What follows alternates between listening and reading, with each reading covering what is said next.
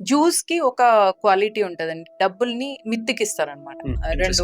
2 పైసలు, 3 పైసలు అని మనం చెప్పుకుంటాం చూసినా, అట్లా ఇంట్రెస్ట్ కి డబ్బులిచ్చి, ఆ డబ్బుల్ని ఎక్స్‌ప్లాయిట్ ఎట్లా చేస్తారంటే, ఇప్పుడు ఒక కంట్రీలో డబ్బులు ఇన్వెస్ట్ చేస్తారు. చేసి ఇంకొక కంట్రీకి, ఆ కంట్రీకి యుద్ధం పెట్టిస్తారు. పెట్టించి ఎక్కడైతే ఇన్వెస్ట్ చేసిండ్రో ఆ కంట్రీ ఓడిపోయేలాగా ఉంది అని అనుకోండి, ఆ పక్క కంట్రీలో ఈ కంట్రీ వార్ ఓడిపోయేలాగా ఉంది అని చెప్తారనమాట. అని ప్రొపగాండా చేస్తారు. వార్ ఓడిపోయేలాగా ఉంది అని చెప్పిన వెంటనే అక్కడ ఎక్స్చేంజ్ స్టాక్స్ ఏవైతే ఉంటాయో వీటిని వాళ్ళు ముందే అప్పుడు పడిపోగానే కొనుక్కుంటారు.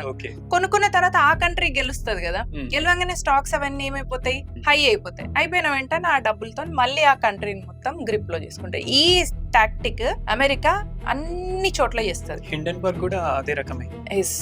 ఇప్పుడు ఇజ్రాయెల్ ని కూడా అక్కడ ఎప్పటికీ ఇస్లామిక్ కంట్రీస్ లలో కాన్ఫ్లిక్ట్ ఉండాలి, ఎందుకంటే ఒకప్పుడు ఇస్లామిక్ కంట్రీస్ లో ఏం ఉండకపోయేది. కానీ ఎప్పుడైతే అక్కడ గ్యాస్ రావడం స్టార్ట్ అయిందో, ఫ్యూచర్ అంతా కూడా ఈ గ్యాస్ మీదనే ఉంటది కాబట్టి ఇస్లామిక్ కంట్రీస్ లో అక్కడ కాన్ఫ్లిక్ట్స్ ఉండడం కోసం కావాలని ఇజ్రాయెల్ లో అక్కడే జ్యూస్ కి ఆ ప్లేస్ ఇచ్చింది.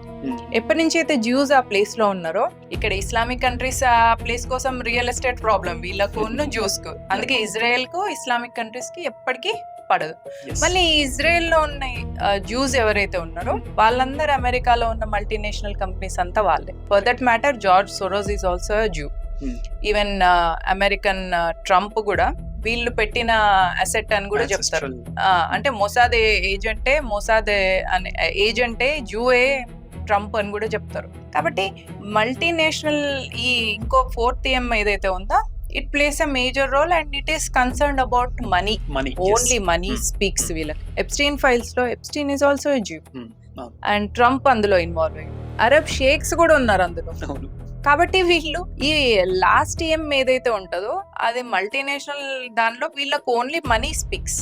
ఎగ్జాక్ట్లీ అంతే. వీళ్ళకి ఇక్కడ రిలీజన్ మ్యాటర్ ఉంటుంది.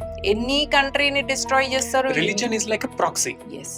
రిలీజన్ ఎందుకు చెప్తారు వీళ్ళు అంటే, నార్మల్ పబ్లిక్ లో ఆ వేవ్ రావడం కోసం, ఎమోషన్ ఫిల్ చేయడం కోసం అంతే. ఇప్పుడు అమెరికాలో కూడా క్రిస్టియానిటీ అనే దాన్ని, జూలో కూడా జూష్ అని గాని, ఇది ఎందుకు తీసుకొస్తారు అంటే దీనికోసం. భారతదేశంలో కూడా రాహుల్ గాంధీ అనే పప్పెట్ ని లాంచ్ చేస్తూ ప్రొపగేట్ చేసే టైంలలో ఆలయాలు తిప్పుతుంటారు. ఎందుకంటే మనం ఆలయాలు తిరుగుతుంటే మనం కనెక్ట్ అవుతాం కాబట్టి. క్యామోఫ్లాజింగ్ అన్నమాట. ఎస్.